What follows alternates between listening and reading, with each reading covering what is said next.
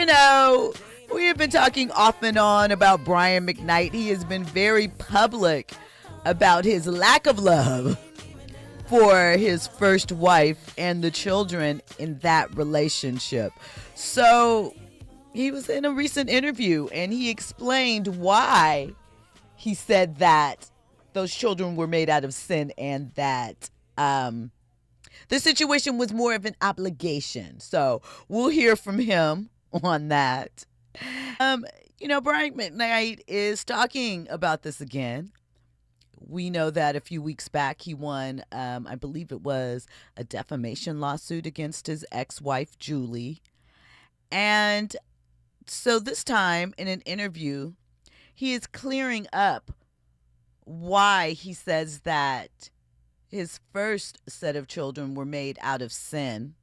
Technically, it would only be one. But he's also explaining why he never loved Julie and why people are taking the wrong approach in basically how he is conducting himself moving forward. So, again, he and ex-wife Julie were married for 13 years, 2 children, and, we've been going through this for years publicly. 13 years? They were married, yes. And was never in love? That's what he said. That's what he said. They recently lost their son, Niko, and there was a lot of controversy to that. Niko passed away from colon cancer. So let's hear what Brian has to say. Our two families are two prominent families in the Black Adventist Church. We both met at the college where I was going. She came, okay. I was a sophomore, she was a freshman. We kind of started dating. The next year she gets pregnant. This is back when shame was a real thing. I know, yep, I get it. She's back home. She tells me she's pregnant and that she's going to get an abortion. Because I'm like, yeah, we should probably do that. You're 18. I'm 20. Why would we? I'm just about to start this whole thing. Maybe this is the route we need to go. And she agrees. I'm like, oh, dodged a bullet. I'm going out to sign my deal in California. When I leave there and get back to Huntsville, that's when she calls me and said, actually, I didn't have the abortion. So now I'm like, I got to tell my mom. My mother, who played the piano and was singing in the choir every week, in the Seventh-day Adventist Church, if your kid has a baby out of wedlock, you no longer can hold any church office. You can't sing up in front. You can't do it. You are held responsible for whatever the kids do. I honored my mother, and I tried to do the right thing with a woman that I hadn't even known a year yet. We got married in September, baby in November. We had a sort of an agreement. You handle this part. I'm not changing diapers. I'm 20 years old. This was not what I expected to do. You made this decision. You're going to handle that, and I'm going to handle this. Yeah. When you make that bargain, you say, hey, you're going to take care of this. This is your responsibility. And they say, got it. And you go and you do what you have to do. You're expecting that to be the case. But we don't realize is that people will tell you whatever it is they want to tell you to keep you there until that first argument. Then the real thing starts to come out. But by then, you're looking at your life. You're like, well, and I had this conversation with my mother, like, why did you have me do this? You tried this. It didn't work. Now you got me doing it. Right. It was tough, but I'm already in it. We separated 4 times before we ended up getting divorced. Ultimately, anyway. How far into the marriage would you say the first separation? 2 years. Because you were married for what, 13 years? Yeah, 13. So why not just break off? Why stick it out for 13 years? For the kids. I was never in love with their mother. I wasn't. They weren't made from love to begin with. And I said this before, and people got so mad. This obligation that just because you lay with somebody now, it's sort of an 18-year sentence of some kind, or beyond that, because it's forever. There's resentment there. But at the same time, you do have these children and you want to try to do your best to do right by them. If we were never supposed to be together like this in the first place, but we have these children, we both have to do what's right for them. And you're right. What we should have done was just separated for good then. What's that nail in the coffin that then leads both of you to come to the conclusion that you guys are no longer good together, regardless of whether or not you have kids or not? I think we always knew we weren't that. She may have been lying to herself if she thought otherwise. For me, when I realized I could parent those boys without her. I could be a good parent. I could be there for them and I could give them what they needed from me without being married to their mother. Do you think that the kids were the thing that kept y'all together as long as you were? Absolutely. So, I mean, there's a lot there, right? Okay, you guys were young. You felt pressure because your families were involved in the church. but you didn't feel any pressure not to cheat on her because of religious beliefs. I'm just saying, like, we pick and choose when we want to pull that up as a shield to defend our actions, right?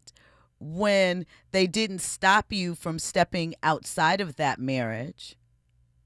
It didn't. And I get it. They were young, and maybe that wasn't the best situation for them to come together under. But at this point in time, after the death of your son, the hurt that has been expressed by both of them, by this repeated conversation publicly, and the shame, even if you felt like they were acting entitled, has this public back and forth benefited your relationship? Because they're still your children. No matter how you feel about their mother, no matter how you felt about her, no matter how boxed in you may have felt by the situation and your religious beliefs, we are 30 years past that. Why does it make sense to continue to hurt your children, especially one that is deceased? Who does it benefit? It doesn't make Brian McKnight look better as a man. Nobody's saying, oh, dog, well, yeah, you didn't love her then. So that has nothing to do with you being a father to your children, which you say you figured out. But I don't know. I just feel like it's very hurtful and mean and unnecessary. Andy? I mean, the animosity just started from day one after, she bamboozled him and is still having the kids. I mean, but here's the thing. I saw her leave a comment on this interview, and she was like, who's the interviewer? And apologies, I've forgotten his name, the podcast that it was on. But I think she wants to tell her side because her version of events is different. Okay. I'd like to hear what she has to say for sure. And, again, we can't go back and retrial, not that we're trying this, the facts of what happened then. But he had choices along the way. He talks about them separating those 4 times. Okay, you went back to try once. You said you did it for the kids. Then what is stopping you from doing things that are beneficial for your children at this time as adults? Like, he has to know that it can't feel good for you to constantly say, I never loved their mother. They weren't made out of love. Changing your name so that your new children can be your junior. That is unreasonably cruel for a man who made his career off love songs. The chat is chatting. Fahima says, I'm sorry. I hope the children never heard this. Why couldn't they have used birth control and avoided all this drama? I mean, coulda, woulda, shoulda with that type of stuff. Yep, they were doing things. Yep, maybe, her religious convictions got to her why she didn't want to abort the child. Who knows? Can I just say this? Yes. You were talking about picking and choosing God and all that. You feel me? That's one of the things that I've hated with women. You know what I'm saying? Like, it took a while to even, get you in the bed, right? And then now, just like, this is where you just draw the line. I'm sorry, my religious reasons, prevent me from not, having an abortion. But hey, you was busting it wide open the other day. I'm just saying. But you said it took a while. But here's the other thing good. with that. I also think that, people are quick to want to get the feeling without the prophylactics, without having had that discussion. What are your thoughts on that? I mean, I agree with you 100%. Not literally. I mean, I would love to hear them, but I'm just saying they never asked the person, how you feel about abortion? They probably don't want to bring it up because it's sticky. It ruins the things. Yeah. But you need to know these things. I'm with you. Nobody wants to end up like what happened, what Ray Caruth did to his kid's mom. There was just something out recently about some guy on social media that took a girl by gunpoint to a clinic. Like, You got to have conversations, real life conversations. And again, you're honoring God and marrying this woman and staying in this, but do you think that you're honoring him in the way that you're talking about your sons? Speak on it. You know, I really question what Brian thinks will be the final outcome of all of this. You know? Does he still do music? He tours. Didn't he have to, like, something happened with ticket sales or something for one of his most recent tours? I feel as though he doesn't understand, and maybe I think he's produced stuff and written stuff as well, so maybe he can live off his residuals and not have to worry about your thoughts and feelings. Because much like the next story we're going to talk about, he probably, and I guess in reality he doesn't owe us as the public an apology or an explanation, right? But I guess, but like, does this information kind of like hurt his career? It If he taints wasn't him a dropping little. a new album, like you listening to him talking about love, does it hit the same way? I think it taints him a little because it makes him look like an a-hole. 100%. You know? And yeah.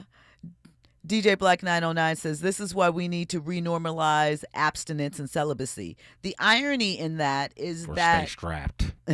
yeah, but Gen Z is having less sex than their predecessors. So This is true.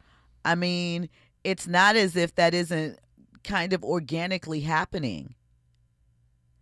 There's a lot of, you know, interesting, different sort of barriers being put up to meeting people now, especially as a lot of socializing is done online. I guess the fear of having a kid doesn't surpass obviously the feeling of the act. I get that, but for me, I'm not gonna lie, the fear of having a child had me strapped every freaking time. I've had several opportunities when I was not prepared, and as much as I wanted to go ahead and dive in, I'm sorry. I didn't want to go through that. You know what I'm saying? You hear these horror stories. I'm sorry. That fear had me over here like, nah, I'm good. I'm not dipping in. Sorry. On both sides, you hear the horror stories because, you know, nobody wants to have the crazy baby mama. Nobody wants to have an unevolved and detached baby daddy. Do you know? So conversations, protect yourself, protect your future self.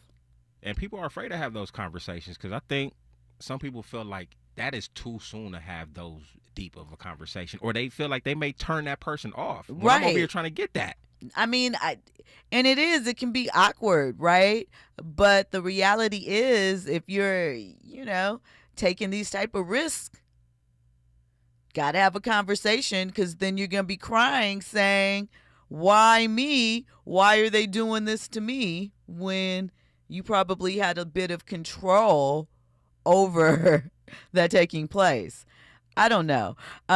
Morris Phillips says child support is expensive and it's the economy why the youth aren't as sexually active. I mean, partially. I also think that there's consent. Conversations are different. That can be awkward for some people. You know, it's can I hold your hand? Can I kiss you? Can I hug you? Type of generation, right? And I don't know. They are interacting differently.